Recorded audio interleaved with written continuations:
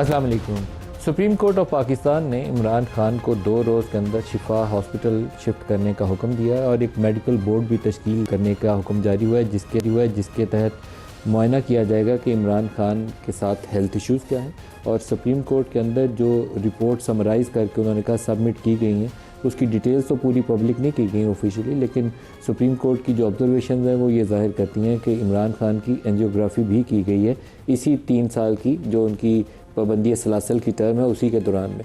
इसके अलावा ज़ाहिर होता है कि उनको ब्लड प्रेशर की कोई अद्वियात भी दी जा रही हैं।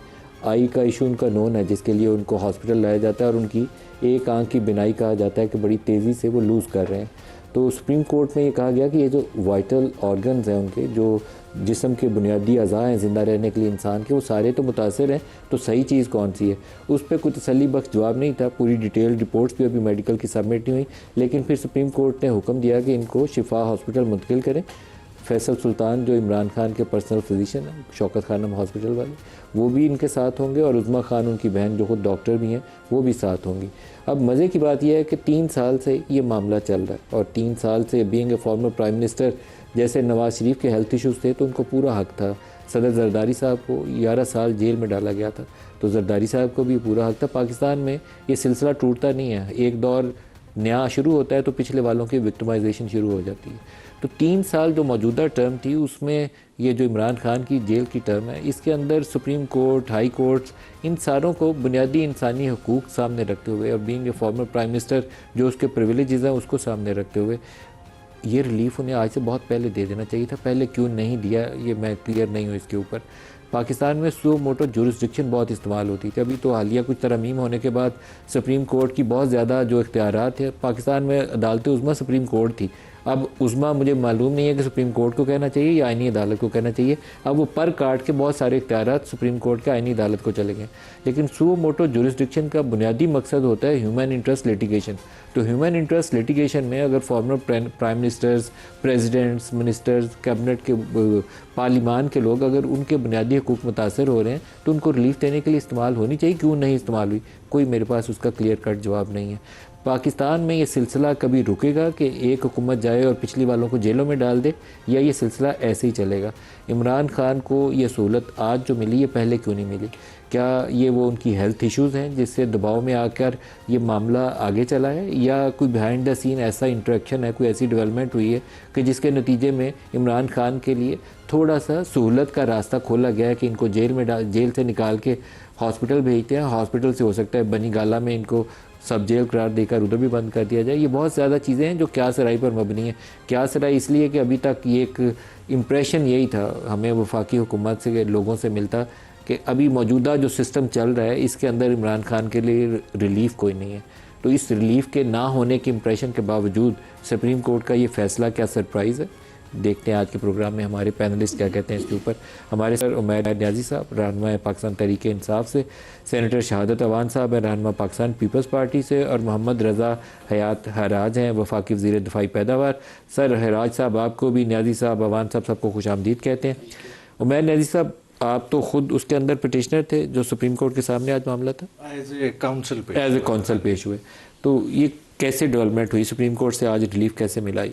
देखिए, एक तो एक दिन पहले की रिपोर्ट पब्लिक हो गई थी, क्योंकि इसी केस में ऑलरेडी जेल सुपरिटेंडेंट से भी रिपोर्ट मंगाई गई थी और डॉक्टर्स से भी रिपोर्ट मंगाई गई थी। डॉक्टर्स की रिपोर्ट में जिस किस्म के इंकशाफात थे, हालांकि वो रिपोर्ट क्या के साथ उसमें खान साहब की हेल्थ के हवाले से कि बीपी जो है ना कंट्रोल में नहीं आ रहा, एंग्जाइटी का एक्सप्रेसली उसमें लिखा हुआ, हार्ट बीट का इश्यूज उसमें वाजे तौर पे लिखे हुए थे। अदालत ने पहला जो इस्तिफार भी यही किया उनसे कि इसके साथ मेडिकल रिपोर्ट्स क्यों नहीं है, सिंपली साइनॉप्सिस थे 2 पेजेस के, तो वो आपने क्यों नहीं लगाए? उन्होंने कहा नेक्स्ट डेट पे लगा देंगे। उन्होंने कहा कि डॉक्यूमेंट है उसमें कोई ऐसा लॉ नहीं है जो बार करता है कि ना लगाए जाएं। तो उन सारी चीज़ों को मद्देनज़र रखते हुए और साथ ये भी सवाल किया गया कि जो फर्दर कोर्स ऑफ एक्शन उसमें डॉक्टर्स ने सजेस्ट किया है, क्या ये जेल के अंदर हो सकते हैं? वो टेस्ट ऐसे थे जो जेल के अंदर नहीं हो सकते। तो इन सारी चीज़ों को टेक इनटू अकाउंट करते हुए अदालत इस कंक्लूजन पे पहुंची कि इमरान खान को उनकी जो हेल्थ कंडीशन है जो डिटोरिएट कर रही है, जो अदालत ने ऑब्जर्व भी किया अपने ऑर्डर में, उसको देखने के लिए इन्हें रेफ़र किया अल शिफा में। अदालत को ये किस रिपोर्ट में बताया गया कि इनकी एंजियोग्राफी की गई?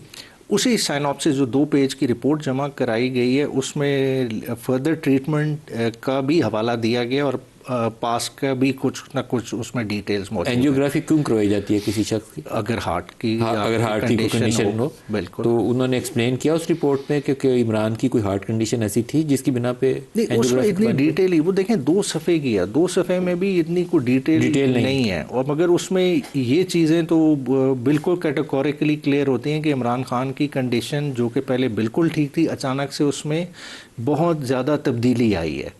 तो ये क्या उस दबाव का नतीजा था? ये क्योंकि चंद दिन पहले पिम्स में रात को लाए थे, ये ब्लड प्रेशर शूट किया हुआ था, खबर यही आई थी और कोई हार्ट कंडीशन है, उसके बाद हमें तफसील नहीं बताई गई। अच्छा नहीं, देखें उसमें जो डॉक्टर्स ने फर्दर, जैसा डॉक्टर्स होते हैं एक ट्रीटमेंट भी तो सजेस्ट करते हैं। अगर आप वो 2 सफ़े की रिपोर्ट उठा के देख लें, उसमें रखा कि खान साहब की जिस तरह मुलाकातें बंद की गई हैं, खान साहब को अखबार नहीं दिया जा रहा, खान साहब को टीवी की एक्सेस नहीं, जिसकी वजह से वो एंग्जाइटी एक्सपीरियंस कर रहे हैं। एंग्जाइटी के लिए हालांकि टैबलेट्स भी दी जा रही, मगर वो चीज़ नहीं कंट्रोल हो रही। उसमें रिकमेंड किया गया कि इनके मुलाकात का दौरानिया भी बढ़ाया जाए बेगम के साथ और दूसरे के साथ। और आज देखें कि आपने सुप्रीम कोर्ट ने अपने ऑर्डर में भी ऑब्जर्व किया, हालांकि ट्रांसफ़र है कि within 2 days Alshifa international shift करना है, मगर साथ ही साथ ये भी कहा है कि उनकी वीकली मुलाकातें भी करनी आज हो भी गई है उनकी एक बहन ये तो जेल प्रेमिसेस में हो। मगर अब देखें ये भी नहीं पता, क्योंकि देखें अदालत ने एक ओपन एंडेड ऑर्डर किया है, उसमें ये नहीं किया कि till next date of hearing Imran Khan sahab hospital में रहेंगे या उससे पहले शिफ्ट नहीं हो सकेंगे। उन्होंने डॉक्टर्स पे छोड़ा है, क्योंकि डॉक्टर्स एक्सपर्ट हैं, उन्होंने इस चीज़ में देखना है। मगर साथ ही साथ खान साहब का जो मुलाकात का राइट है उनके फैमिली के साथ, उसको भी इंटैक्ट रखा है।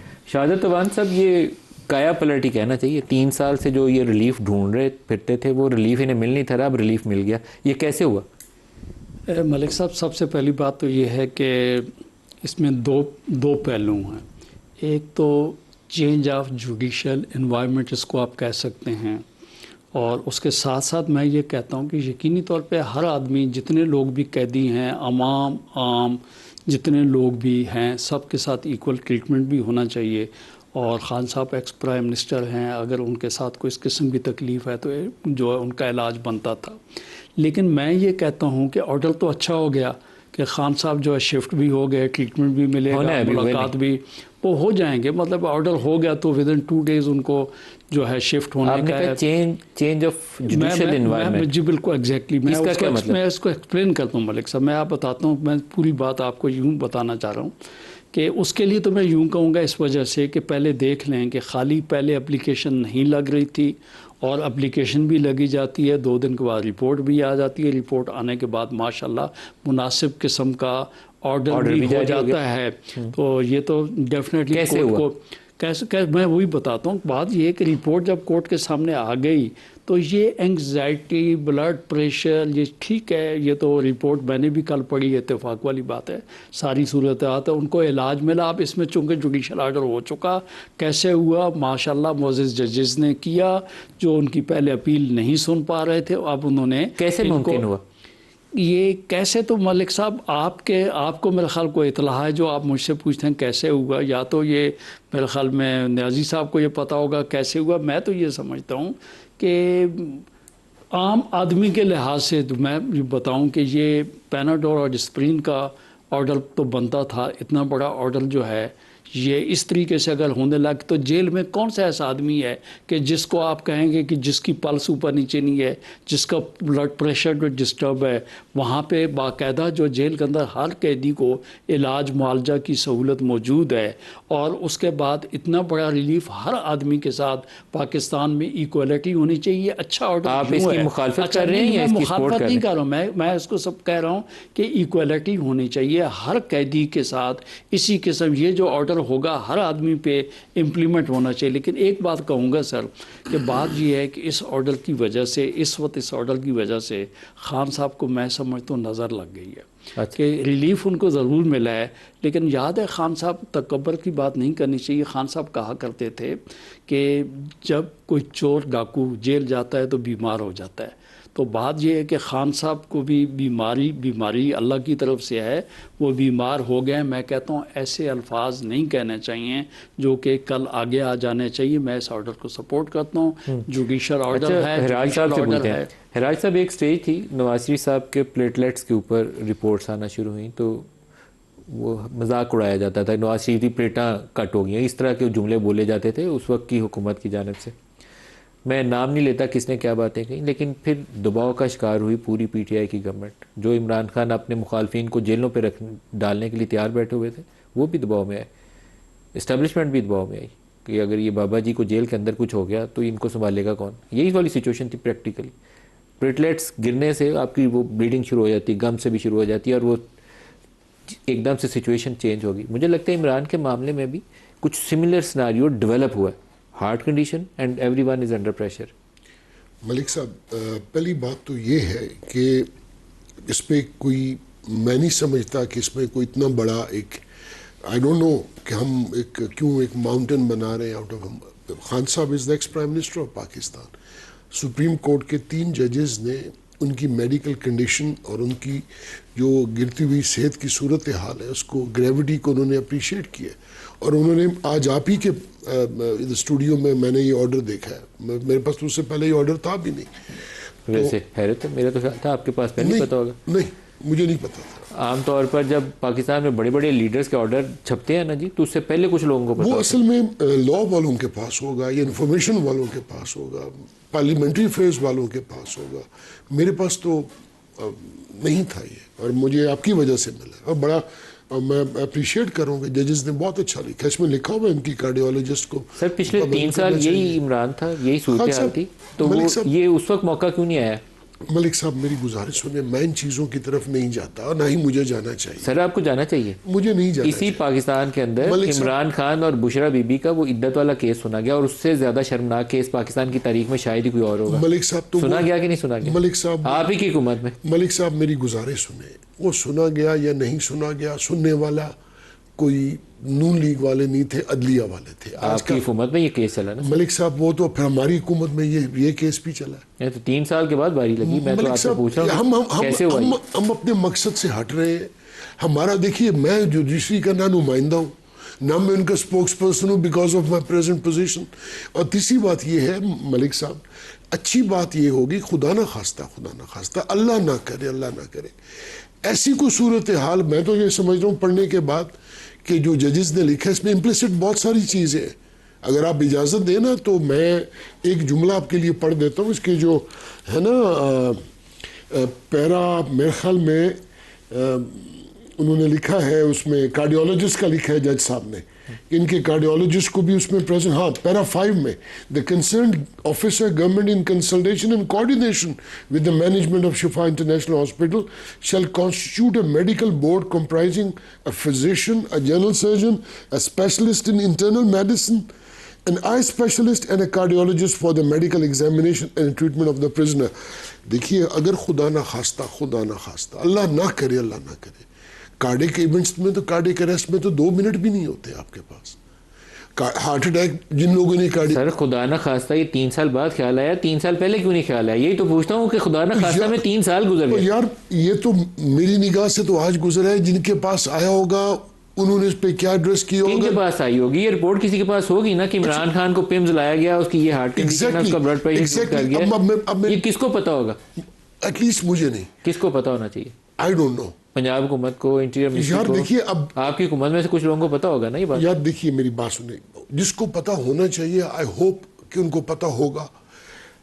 अगर कुछ हो जाता, ये हमारी अगर कुछ हो जाता है इस समथिंग, जो मेरा ख्याल है कि एक वार्निंग साइन है जिसकी वजह से ये दरवाजा खुला, यही लगता है। अगर कुछ हो जाता। मलिक साहब, आप मुझे प्लीज कंप्लीट करने दें। If you are putting words to my mouth, I won't be able to complete my sentences. अगर कुछ हो जाता, मैं तो मलिक साहब, मैं तो आपको देखिए ना, वो बात करना चाहूंगा जो मुझे समझ में आती है। खुदा न खास्ता कुछ हो जाता है जेल के अंदर, आपको पता है पूरी दुनिया को कौन कौन लोग इसकी सफाइयां देते रहते। ये मेरे समझ में तो ये एक बहुत बड़ा रेस्क्यू ऑर्डर है, बहुत अच्छी चीज है। Rescue order for the government, I don't know, for everyone I would suppose. इसमें कोई गवर्नमेंट का या इसका कोई सवाल नहीं है। यार एक बंदा बीमार है, मरीज है, उसको हॉस्पिटल में 6 महीने से तो आपने उसकी बहन को मिलने नहीं दिया, दरवाजा ही नहीं खोला यार। वो हमने मिलने नहीं दिया, तो और किसने नहीं मिलने दिया? कमाल वाली बात है। How could we stop him? तो आप उसको रोक कैसे, उसको जो रुकावट डाली आप ही नहीं तो डाली। मलिक साहब, आज देखिए ना, एक लीगल रिकोर्स, सुप्रीम कोर्ट का ऑर्डर था कि बहनों को ना मिलने दें। मलिक साहब, इसका मैं जवाब दे नहीं हूं, लेकिन आप ये देखें कि ये भी अपील गई है सुप्रीम कोर्ट में। और ये एपलेट जुरिस्डिक्शन में गए, न्याजी साहब इसके वकील है। न्याजी साहब मुलाकातों नहीं से तो ये एपलेट जुरिस्डिक्शन इन्होंने हाई कोर्ट कोर्ट सेल किया ना, तो वो भी तो एक अदालत है कॉम्पिटेंट जुरिस्डिक्शन की, हाई कोर्ट की, जिसने ये तमाम रिपोर्ट्स को नजरअंदाज किया है और उन्होंने इजाजत नहीं दी। कौन सी अदालत थी जिसने नजरअंदाज करके नहीं इजाजत दी?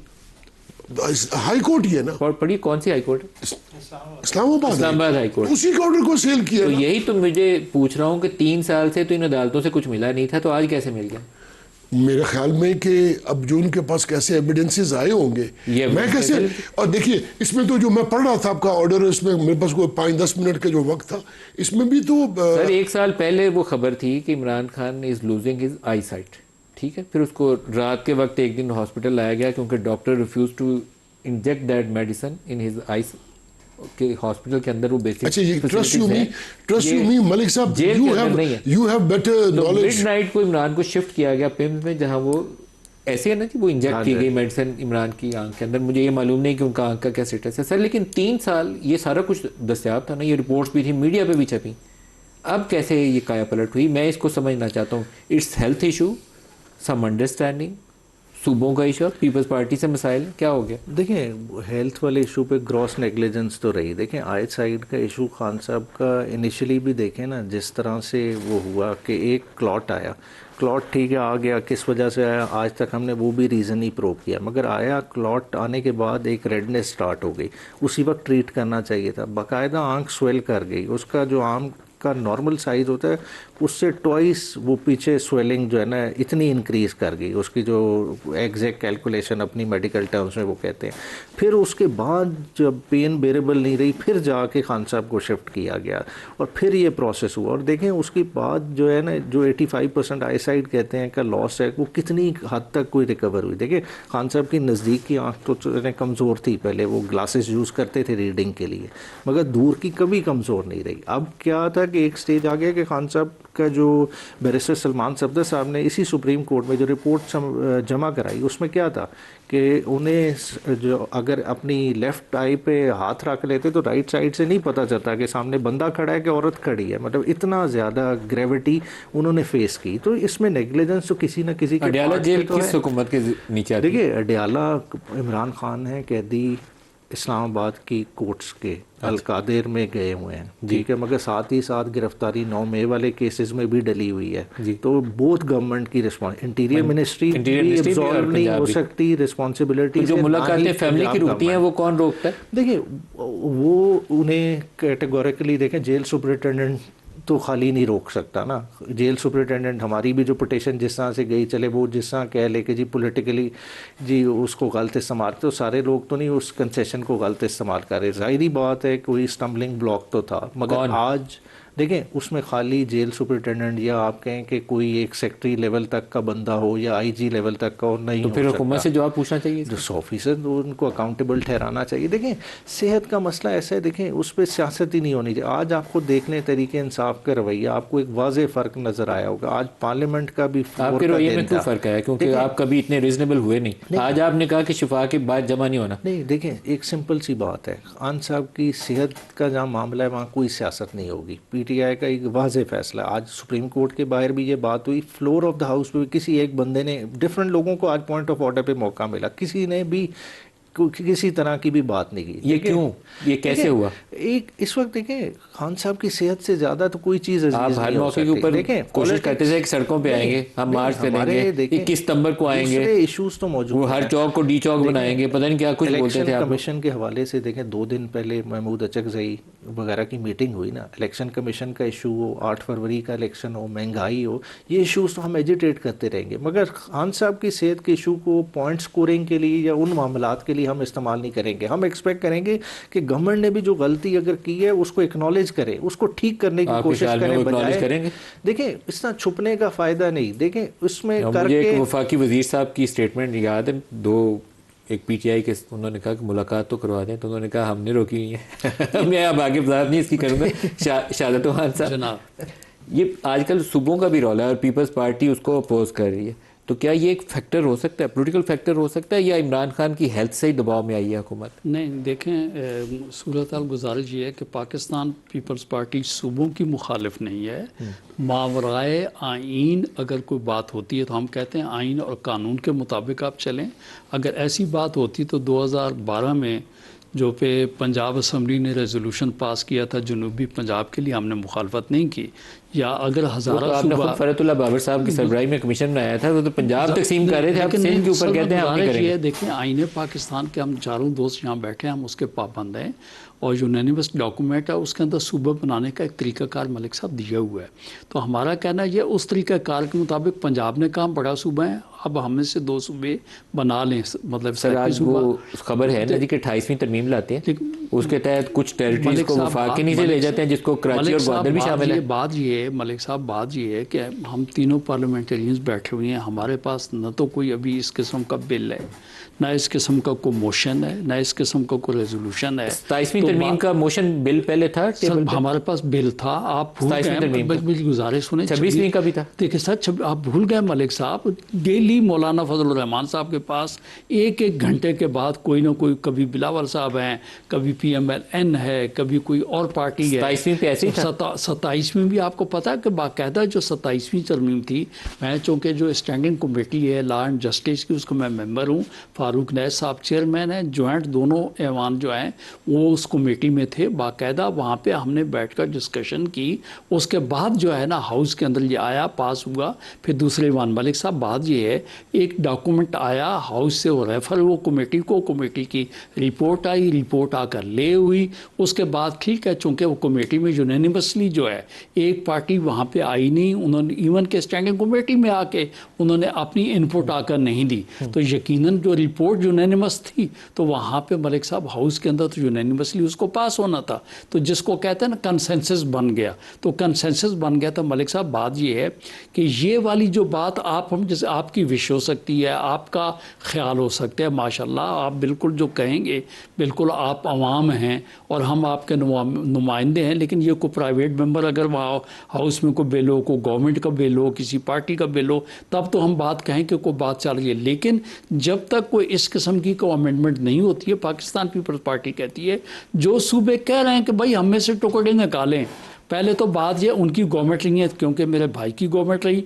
अगर हज़ारे सूबे की बात करते हैं, बल्कि 2425 में तो इन्होंने 2 रेजोल्यूशन और हज़ारे के कर डाले हैं। इसी तरीके से मैंने कहा ना, जिस तरीके से बहावलपुर और सराइकी के लिए हुई है, तो PMLN की जो है अब ये तीसरी गवर्नमेंट है। तो सर जो काम करने का वो तो करें ना। आप सिंध की बात, सिंध ने हमने अपनी असम्बली में ये रेजोल्यूशन ज़रूर किए हैं कि हम सिंध में से कोई मतलब ये सूबा नहीं निकालना चाहते, कोई टुकड़ा नहीं निकालना चाहते। हमने लॉ एंड ऑर्डर की सिचुएशन जो है उसको हमने बेहतर की है, हमारा सूबा बेहतर चल रहा है। आपको मैं बेहतरी की बात यूँ बताऊँ, अगले दिन खैरपुर के अंदर इलेक्शन हुआ है।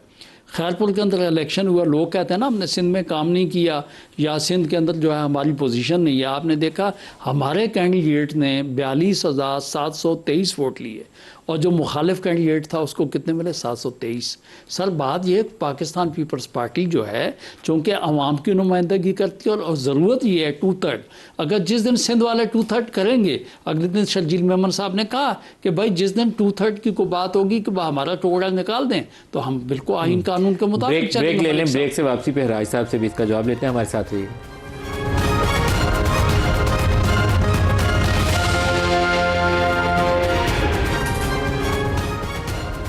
प्रोग्राम में दोबारा खुश आमदीद कहते हैं। इमरान खान को सुप्रीम कोर्ट के हुक्म के तहत अगले 2 रोज़ में शिफा इंटरनेशनल हॉस्पिटल शिफ्ट किया जाना है। उसी इशू को लेकर आगे हम चल रहे हैं राज साहब, लेकिन सूबों का सवाल आ गया था, आपसे भी जवाब ले लूँ।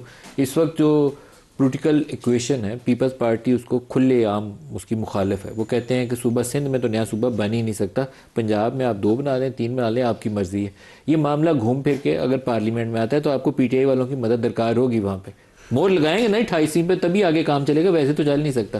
तो ये इमरान खान वाले उस इक्वेशन का हिस्सा है या कुछ और है?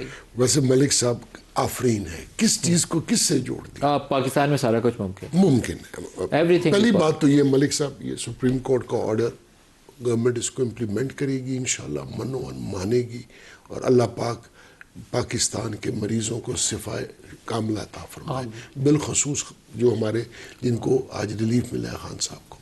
अब दूसरी बात की तरफ जो आपने कहा सूबों का मामला, देखिए मलिक साहब आप इसकी ना ज़रा बेसिक यूनिट्स को देखिए। पंजाब, मैं पंजाब से हूँ, मैं साउथ पंजाब से हूँ। पंजाब अब 12.5-13 करोड़ पे चला गया है। आईजी वही एक बैठा है, चीफ सेक्रेटरी आज भी वही बैठा है, सेक्रेटरीज वही एक एक बैठे हैं। जो 3 करोड़ को गवर्न कर रहे थे आज वो 13 करोड़ पे पहुंच गए। मैं एक छोटी सी मिसाल दे रहा हूँ। इसी तरह अगर आप आ जाएं बलूचिस्तान की तरफ, तो बलूचिस्तान 1.5 करोड़ है। आपको 48% लगा लें, 52% लगा लें, 50% एरिया ऑफ पाकिस्तान इस बलूचिस्तान। आबादी कितनी है? 1.5 करोड़। और 1.5 करोड़ भी शायद मैं एग्जैजरेट करके एक आपको एक जनरस फिगर दे रहा हूँ। अच्छा, आप KPK की तरफ आ जाए 3-3.5 करोड़, 4 करोड़। सिंध की तरफ आ जाए 5 करोड़, 24-24.5 करोड़ का हमारा सेंसस है।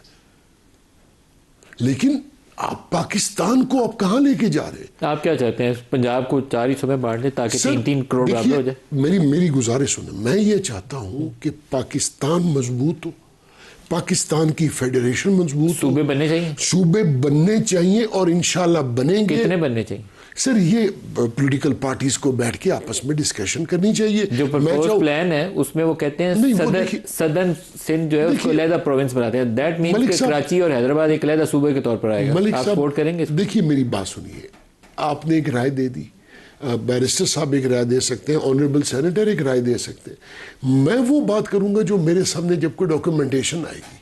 कोई एक बंदा कहीं से उठ के सोशल मीडिया के जरिए कोई चीज़ वायरल कर दे और हम उस पर डिस्कशन करें, पहले वो आई कहाँ से?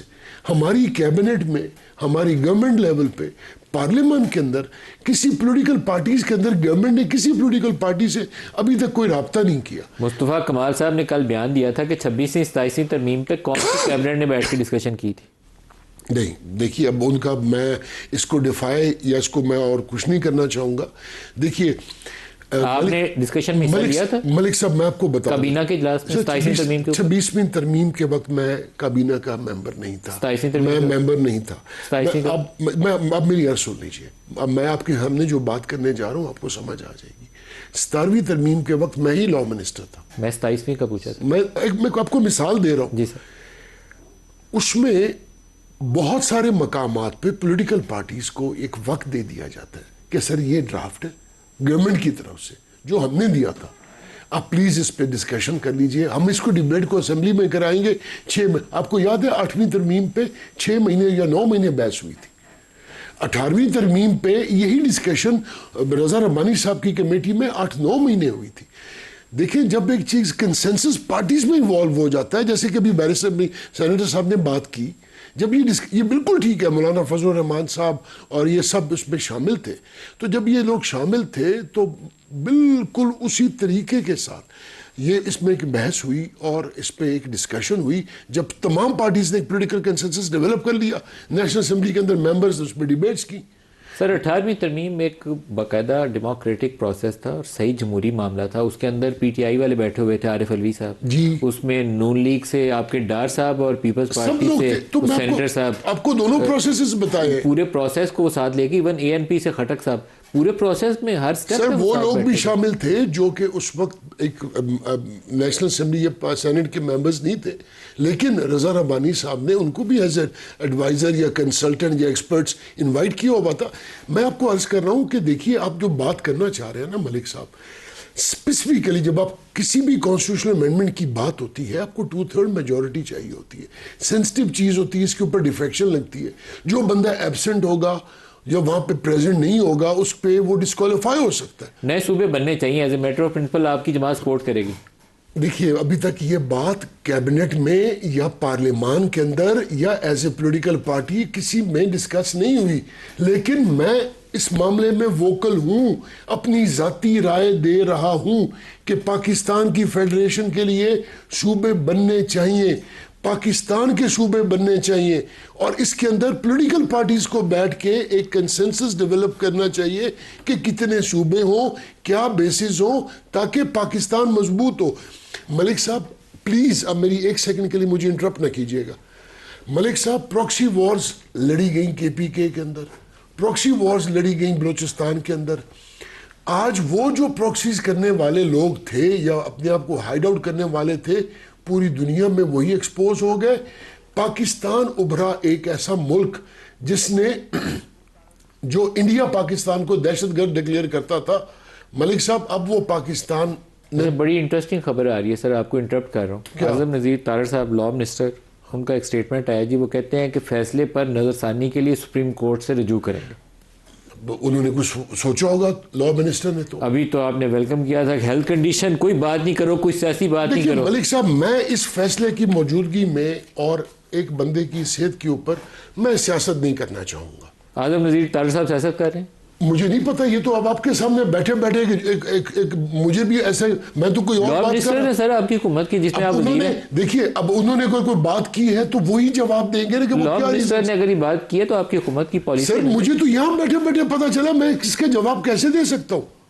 सर रिव्यू तारड़ साहब, देखिए रिव्यू कर रहे थे कि आज जिस तरह के बयानात आ रहे थे, नासिर भट्ट साहब का रिस्पांस, आप ख्वाजा आसिफ साहब का देख ले, एक बुखलाहट। राणा साहब ने तो वेलकम किया। नहीं, राणा साहब ने, ख्वाजा आसिफ साहब की बात कर रहा हूँ, ख्वाजा आसिफ साहब ने भी अवेड किया। देखिए नून लीग को इसे एज अपनी हार के तौर पे नहीं लेना चाहिए। देखिए पॉलिटिकली फैसले, मलिक साहब आपने मेरी फिर माफी चाहता हूँ, ये सियासत की बात ही नहीं। कोर्ट का, सुप्रीम कोर्ट का ऑर्डर है, जो ऑर्डर ऑफ गवर्नमेंट बाउंड है, सुप्रीम कोर्ट के ऑर्डर्स को पाबंद है। आज़म नज़ीर तारड़ साहब लेकिन कह रहे हैं हम इसको रिव्यू में जाएंगे, इसका मतलब है हुकूमत इसमें रिव्यू की एक ग्राउंड जो उन्होंने, देखिए मुझे, मेरे लिए आपने भी तो बात मेरी काट के आज़म नज़ीर साहब की खबर मुझे की है, इंपॉर्टेंट है ना सर इसके ऊपर। इसमें जो लर्नेड डिप्टी अटॉर्नी जनरल है, उन्होंने ये कहा था कि हमारे पास इस केस का कोई नॉलेज नहीं है। हो सकता है आज़म नज़ीर तारड़ साहब उस बेसिस पे जाना चाह रहे हो कि फुल डिस्क्लोजर उन्होंने हिस्सा लिया है ना जी, उन्होंने अदालत ने कहा था आप यहीं बैठे सारी कार्रवाई नहीं है। मलिक साहब मैंने तो यहीं पे पढ़ा है जो आपके मौजूदगी में। सर बताइए, अदालत की प्रोसीडिंग एक गो में भी नहीं हुई, अदालत ने बकायदा ब्रेक ली है, घंटे की ब्रेक आई है, फिर दोबारा 12 बजे टेकअप की है, तो सफिशिएंट टाइम था और सारे फैक्ट्स पहले अवेयर थे। ये भी चले एक है, कोशिश कर लें। ख्याल आया कि रिव्यू करना चाहिए? देखिए मुझे लगता है कि पॉलिटिकली जो है ना प्रेशर्स होते हैं, गवर्नमेंट इस पे अनड्यू प्रेशर ले रही है। हालांकि ना पीटीआई सेहत पे कुछ सियासत करना चाहती है, ना किसी तरह की सियासत एक्सपेक्ट करती है। गवर्नमेंट को भी खुले दिल से इस चीज़ को लेना चाहिए। देखें कोई भी एडवर्सरी हो, दबाव में गवर्नमेंट, देखें आप जिस तरह की आपकी लाइन ऑफ क्वेश्चनिंग है, देखें वो चीज़ कुछ उस तरह पे टिल्ट हर किसी का जाने नजर आ रहा है, ख्याल आता है दिमाग में 3 साल क्यों नहीं से मिला, क्यों मिल गया, तो ये शायद परेशानी हो। हुकूमत कहती थी ना डील होगी ना ढील होगी, तो ये ढील वाला हिस्सा तो आ गया, दूसरा डील वाला मुझे नहीं पता। तो अब ये परेशानी, हालांकि इस तरह के स्टेप गवर्नमेंट को और एम्बेरस करेगा, मेरा नहीं ख्याल इस तरह की चीज़ करनी चाहिए। देखिए अदालत ने बड़ा ही नपा-तुला ऑर्डर किया। अदालत ने ये नहीं कहा कि आपने इंडेफिनेटली रखना है, अदालत ने तो एक्सपर्ट्स पे छोड़ा है। एक्सपर्ट्स आज कहते हैं इमरान खान 100% फिट हैं, शायद वो जो है ना वापस रेफर कर दें, ये तो उनका काम है। बात है कि असल चीज़ को देखें कि अवाम के इस वक्त मसाइल क्या है। देखें उस डिबेट से हम हट गए हैं। अभी ठीक है, एक बड़ी अच्छी डिबेट चलो मुल्क में चल पड़ी कि सूबे होने चाहिए नहीं होने चाहिए, पीटीआई उसकी हिमायत करेगी। देखिए हमारा तो ओवरऑल आइन जो अपने पार्टी कॉन्स्टिट्यूशन जो इनिशियल था उसमें तो 19 सूबों तक की प्रपोजल थी। हम तो प्रेसिडेंशियल फॉर्म ऑफ गवर्नमेंट की भी बात करते रहे हैं। आप सपोर्ट करेंगे इस चीज को? देखिए ये 28वीं तरमीम में ये खप चल रही है दोनों चीजों की जो आप कह रहे हैं, मैं ब्रॉडर बात कर रहा हूं। आप सपोर्ट करेंगे अगर ये तरमीम आती है? देखिए एक सर 28वीं तरमीम आई तो आपकी जमात सपोर्ट करेगी? देखिए आप कह रहे हैं कि अभी इस वक्त, मैं कुछ और कह रहा हूँ। देखिए आईनी तरमीम कोई भी करनी हो, 26वीं 27वीं की ना, देखिए इन हुकूमतों के पास मैंडेट ही नहीं था। मैंडेट किस सेंस में, फॉर्म 47 की नहीं बात कर रहा, 28वीं आगे को सपोर्ट करेंगे कि अपोज करेंगे? आपने कोई भी आईनी तरमीम करनी है, पहले आवाम से उसका मैंडेट तो लें, सिंध के लोगों की राय लें, पंजाब के लोगों की राय दें। अगर लोग आपको उस तकसीम के लिए वोट देते हैं तो फिर बेशक सूबे बनाएं। आपकी जमात सपोर्ट करेगी अगर 28वीं तरमीम? देखिए पीटीआई को तो हमेशा से मौक़िफ़ रहा है कि स्मॉलर यूनिट्स होने चाहिए, वाइबल भी रहते हैं। जैसा राज साहब ने बात की कि इतने बड़े सूबे नहीं मैनेजेबल होते, एक आईजी किस तरह से लॉ एंड ऑर्डर मेंटेन करना, मगर इस कॉन्टेक्स्ट में सपोर्ट की मलिक साहब सूबों के ऊपर भी ना सियासत नहीं होगी। देखिए जो पाकिस्तानियत की बात है ना, इसका जो प्रेशर आना है ना लोगों का, इसको कोई रोक नहीं पाएगा। अब हम लोग कोई बात कर रहे थे तो अपने अचानक मैं बहुत इंपॉर्टेंट बात करने टाइम खत्म हो गया। रज़ा हयात हराज साहब, बैरिस्टर उमैर साहब, शहादत साहब, आप सबका बहुत शुक्रिया। आज के लिए इतना ही, इजाज़त दीजिए। अल्लाह हाफ़िज़।